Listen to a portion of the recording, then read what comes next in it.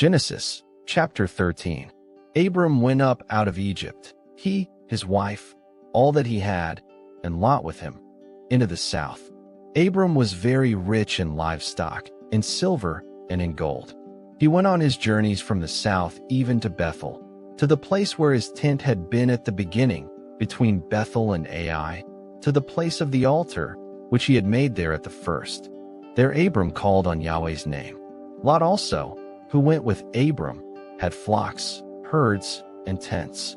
The land was not able to bear them, that they might live together, for their substance was great, so that they could not live together. There was strife between the herdsmen of Abram's livestock and the herdsmen of Lot's livestock.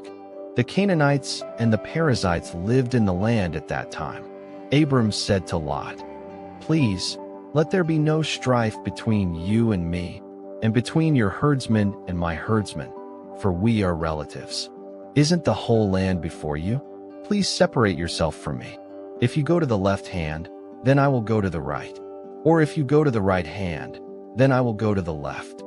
Lot lifted up his eyes and saw all the plain of the Jordan, that it was well watered everywhere, before Yahweh destroyed Sodom and Gomorrah, like the garden of Yahweh, like the land of Egypt, as you go to Zoar. So Lot chose the plain of the Jordan for himself. Lot traveled east, and they separated themselves the one from the other. Abram lived in the land of Canaan, and Lot lived in the cities of the plain, and moved his tent as far as Sodom. Now the men of Sodom were exceedingly wicked and sinners against Yahweh.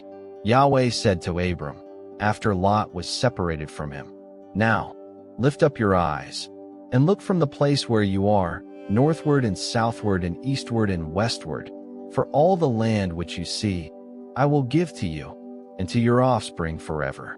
I will make your offspring as the dust of the earth, so that if a man can count the dust of the earth, then your offspring may also be counted. Arise, walk through the land in its length and in its width, for I will give it to you." Abram moved his tent, and came and lived by the oaks of Mamre, which are in Hebron, and built an altar there to Yahweh.